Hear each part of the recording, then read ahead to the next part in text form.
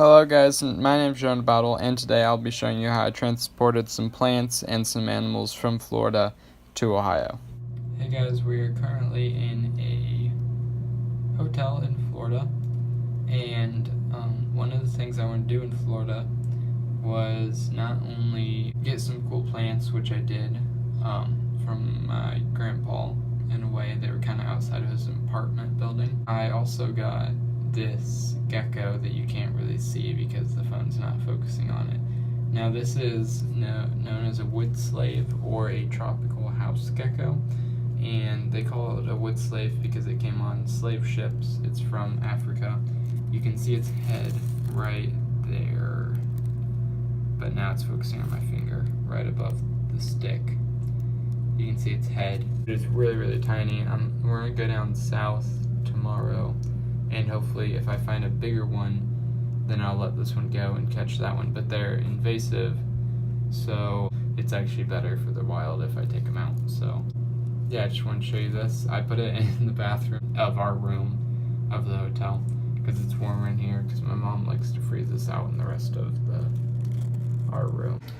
Hey guys, so I'm at a hotel and I'm going to be showing you how I'm transporting some things that I'm taking from Florida. Now, there is a bunch, like, when I say a bunch, like an uncountable number of invasive species in Florida. I have two right here that one's a reptile and one's an amphibian. I'll be taking them home because this is what I was looking for to bring home. Then I also have an insect that I have a bunch of them that I'm bringing home, and they're going to be added to my cleanup crew. Which I think will be pretty cool. So to start off, I have a tropical house gecko. These are from sub-Sahara Africa, I believe, and they were brought over on slave ships accidentally. You can see it, you might be able to see it, you can see it right there, it's on the top. Now this one in particular, this tropical house gecko, has something wrong with the front of its face. I have no doubt that it'll eat just fine because it is one of the bigger ones that I've found, and it wanted to bite the crap out of my finger when I caught it. I'm going to kind of move the thing around so you can see it there. And as you can see, its mouth just kind of stops, and it kind of looks like a snake, to be honest. But when it licks, it looks adorable because its tongue goes way farther out of its mouth than it actually should. So since it's kind of deconformed, and I want to get a gecko anyway, this is the one that I kept out of the many that I was catching. Now these are nocturnal geckos, that's why I wanted to keep it. I'll be able to just feed it dubia roaches, and it'll be super easy. Now this is something that I'm gonna have to be a little bit more careful with. This, you can't see it in here at all. I have a piece of palm on top there, peanut butter jar that it pooped in, and then a lid from the other motel. The echo in here is probably really bad. I'm sorry for that. This is a big old Cuban tree frog. It's sitting inside of here, and this is what I really wanted. But the problem is, now my friend caught it. I wasn't gonna touch it because I know how they are, and that they'll get stuff on your hands. But we also handled cane toads that day. He went home and didn't wash his hands and wiped his eyes, and he said they really burned. My friend also happens to be in Florida right now. We met up for a few days. So I'm not gonna touch it. I brought gloves, but like we didn't have these when I was catching them, or we just didn't go get it because it was crazy. But I'm not exactly sure I'm gonna feed it. I might have to get, I want to buy more dubia roaches so then I can have have bigger ones readily available to feed this one. Anyway, what I'm going to be doing real quick is I got a thing of substrate that has tons of yellow banded millipedes in them, and like all the other types of things, just Florida soil. And what I'm going to do with this is I'm going to put it in the bottom of these two critter cages so then I can keep it moist. But if I kept it moist now, if they pooped, then the poop would mix with the water in the bottom. And I know, at least with the Cuban tree frog, I really don't want that to happen because they absorb water through their skin, and I don't want them to absorb crappy water. And I need it to be humid enough for them, especially since the gecko, because it's in shed. Right now I am also bringing these. Now these aren't necessarily invasive species, but my grandpa lives in a apartment, and outside the apartment people keep plants and stuff all like that. Now these plants somebody had, I'm assuming, dumped in the yard, but I wouldn't have taken them if they looked like they were cared after. It looked like somebody had left it.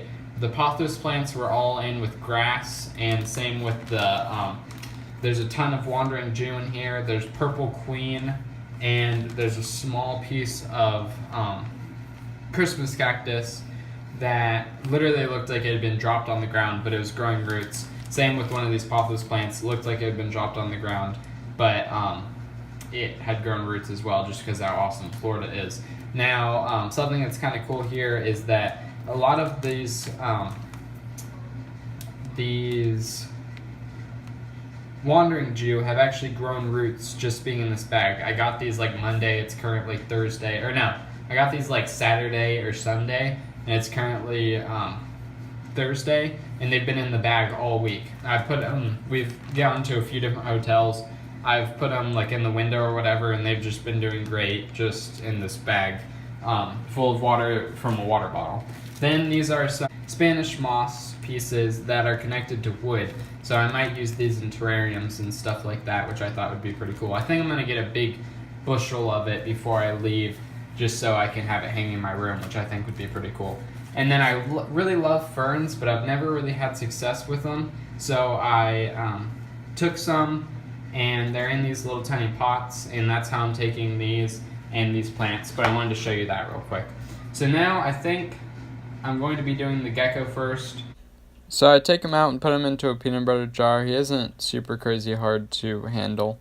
And then I take out the stuff that was in his enclosure, put in about half the dirt, put his stuff back in, put him back in, and then I will do the Cuban tree frog. So I just took a lid and put it over the cup that the Cuban tree frog was in, and then did the same thing that I did for the gecko. Okay guys, so I will update you on how it goes later, probably once I'm back in Ohio, but I think that this will work much better than just having them in an empty enclosure. So there's the gecko in there, and then here's the Cuban tree frog in this cup, and I wasn't going to touch it if I didn't have to. So then I have my plants, and it should be pretty awesome. Hey guys, so real quick, I'm going to be setting up the plants I got in Florida, and I'll be doing a separate video about like sanitizing all the stuff that I got on my trip. But I just have to do the plants real quick because I should be taking a shower and going to sleep. I'm really tired, but my bed isn't done in the washer, or the dryer, so I need to get these plants into something that they can grow in. So as you guys know, I have a whole tub just to plants, or just to herping supplies. So I did bring home animals. I brought home a Cuban tree frog and a tropical house gecko. The Cuban tree frog's from Cuba, invasive in Florida. Tropical house gecko's from sub-Saharan Africa, and it's tropical in Florida. So now I have an animal from Africa, which I didn't before, and yeah, it should be pretty cool to keep. And I'm going to set those up tomorrow. They're in a decent enclosure at the moment. So first we have a bag of pothos. These are huge cuttings that I found around my grandpa's house, and there was so much nobody was going to mind me taking a few. So these are in water, and these actually I packed these right before I left, so these were in a container the least amount of time. Then let's go to these plants. I packed these right before as well, so they're fine. They were fine in this, which is just dirt instead of these plants in here I had to wrap. But these ones are, let me think, arrowhead vines, and they will be really cool in my gecko's cage. So I got to get all this Floridian dirt off of them, and I'm going to keep the dirt because I want to sanitize it and use it, but I don't want to use it unsanitized. And then I will this will be a really cool plant. Now these ones I've had all week. So as you can see, I wrapped them, and actually, so these are Pothos Peace Lily. There's a piece of something called a Purple Queen, and there's also a piece of Christmas plant. And actually, you can see that you can see that little white line there. You can see that the Wandering Jew actually grew while it was in this bag, and it was in this bag all week. I kind of want to... It actually smells really good in here, so I basically had a terrarium all week, which is pretty cool to me. If it smelled bad, then I'd know it'd be rotten. And then I took home some ferns. I have no idea what kind these are. There's 3 little pots in here of them, and I don't know if I'll be able to keep them alive, but I love ferns, but I've just never really kept them. So hopefully I'll be able to keep these alive. Again, I'm going to move them into a different soil, but probably not tonight. These ones are pretty much fine. I might just leave them like this because they're planted and everything, but the other ones need to get and do something. Probably water. I'll probably just put them in water. Most of the plants that I've showed you so far can just grow in water. Then I have some Spanish moss, which I should just be able to grow. Yeah, it shouldn't be too hard. I might just wash it out or wash it off. Now this one is kind of going to be a little bit interesting. Now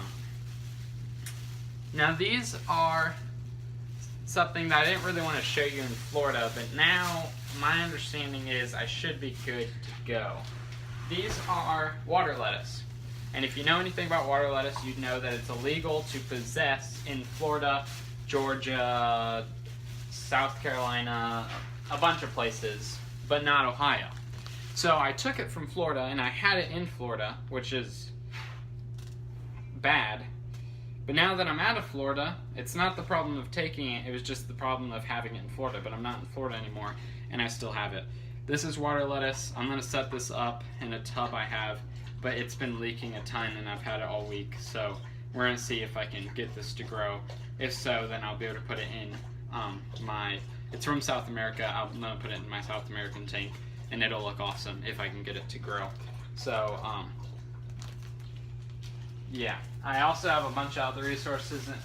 I call them resources because it's like rocks, wood, a bunch of stuff just in here that I kind of took from Florida. But I'm not going to deal with that today. I'll do it tomorrow because I don't have time tonight.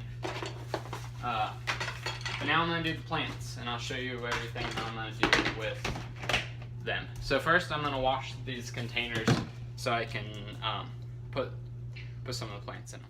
Just washing them real quick with Dawn and a simple dish sponge. I always use Dawn whenever I clean anything when it comes to animals. Actually, I normally use Dawn for everything I clean. Okay, so the first thing I'm going to do is I'm going to fill this up with some water, and then I'm going to rinse off these these water lettuce plants. And one thing I kind of want to talk about is the whole reason that they're legal to possess in Florida is because they're so invasive. They're one of the fastest growing plants, I guess, in the world. That's what I read at least. So since they grow so fast, they can really take over a lot of the environment that they shouldn't, be there because they're from South America. So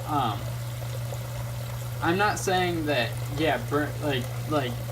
I wouldn't say. Kind of what I did is I didn't do anything necessarily wrong. I just took them from the wild and I brought them here to use in my fish tank. Now, I'm not saying take them from Florida and keep them in Florida because that could end up very bad. And even if you're not intentionally trying to move them, they're just very easy. You get one plant into environment and it can spread everywhere. So, but that can't happen here in Ohio. That's why they're not illegal, because Ohio's so freaking cold. There's colder places, but it gets really cold here, so I think the winter would kill them. So I'm just going to put these in here. I'm not exactly sure too much about growing these, so I don't know what parts of them grow. Like, I'm assuming this will grow here. Like, this is a plant that I'll be able to grow. But I just want to get them rinsed off and get all this duckweed and stuff, because I don't want that in my aquarium. It's the same way. But I'm actually going to put these in like a bit of a quarantine first, just in case they have anything on them, like snail eggs or anything I really just don't really want. So I'm just going to go through it like this, but I just wanted to explain that real quick. The only reason I took them is because the whole reason they're legal is because people don't want to put them into the water sources. I was just taking them out. Now I'm just cleaning all these plants, all the water lettuce. So far, only a few plants have lived. I think it's about a week later since I filmed this. Yeah, only a few of those plants had lived. Then when it comes to these, all of these plants are still alive. I'm just cleaning off all the plants, getting off all the dirt here, off like the arrowhead vine. Wasn't sure what to do with the air plants or the Spanish moss that I'd gotten. The air plants were in my gecko. I had to take them out. So I made this makeshift terrarium, I guess. I just used a bag and then I put a lid at the bottom. So it would, become like a shape like this. And then I took the air plants and I rubber banded them onto a piece of wood, and hopefully they'll grow onto that. And then everything else is on like twigs and stuff. So hopefully they'll grow onto there and do well in this until I can figure out something else, because it's really late and I can't think of anything right now because my brain's like dead. So I'm just trying to find everything in place. Now I'm gonna go deal with the pothos and the arrowhead vine and the pothos and the wandering Jew, all of the plants. I just put all these plants into water, which I use like half water bottles and vases to put them in water, and that works. Okay, so now I'm going to take this ivy and I'm going to put it into here. I already have some in there, but I'm just going to put the rest into there. Then I'm going to plant this right here into there, and then that's just to make sure, because I found this growing. I know that these two can grow in water. Sorry for the bad. I know these two can grow in water. I don't know if this can grow in water, but I'm about to find out because I put this part in it. And I don't know if this will grow in water or this will grow water. So this is all experimental right here. But I want to make sure I keep this alive because, it came from Florida. I don't want to lose it, if you know what I mean. So I just put the ivy in here to free up that pot, and I don't really like pots anyway, so I'm glad to have the ivy in the terrarium with the other ivies that were in here. Okay, so I had to show you guys these because they're just so huge and awesome. Let me open the bag. So as you can see, this is the big one. You see how thick, like this is my hands compared to this pothos or whatever. That is absolutely huge. There was even bigger vines as well. So what I'll probably do is I'll take off these kind of crappy yellow leaves, keep these big, like that is the size of my hand. That is insane. And what I'm gonna do is I'm gonna plop this. Here, I'll just take you down with me. So this is the big one. This is the one I wanted to show you. I'm gonna take it, and here we go. Super quick. Or quick and dirty is one of the YouTubers that I watch say. I'm gonna pluck this off, and this, and this one as well. And then all the other leaves are pretty good. And you can just see it's so huge that there's just roots coming out everywhere. And you can see there's already a root there. And I'm just gonna take this and I'm just gonna plop it right there. So then that is in the water, and I'll position it better. That's just huge. Hey guys, I meant to film setting up the gecko and the frog, but I didn't really, I kind of had to hurry. So Here it is. This is a 10-gallon. This is the 10-gallon that was inside the 20-gallon, but now the 20-gallon is set up for the baby fish. And you can see the frog peeking at us right there. Now both of these species are fully nocturnal, so I'm not exactly sure why they're still out. I would think that they'd be hiding, but it was hiding in the container that it was in, but it has down here and like in between the wood and stuff, and I put the arrowhead vine in there just so I didn't have to put it somewhere else, I guess. And then up here I have the gecko. Now the reason I'm not putting them in the terrarium because I need to make sure they're eating and doing everything properly. It'll be interesting. Hopefully these guys will eat. I'm pretty much positive they will, but I don't really know how to get them to eat because I don't know. I've never really kept a frog like this, and I should be able to just get that to eat pretty easily. Just put a bunch of duberoaches in, it should go after them, hopefully. Finally, real quick, I needed to plant the ferns. So I cleaned out the thing that they were in, and I gave them new soil and a drainage layer, and that's pretty much it. And the soil that I had. Sorry this video was so long, but I hope you enjoyed it. If you did, like it down below. If you have any comments or concerns, put in the comments below. And if you want more content, then subscribe. Have a fantastic day, and I'll see you in the next video.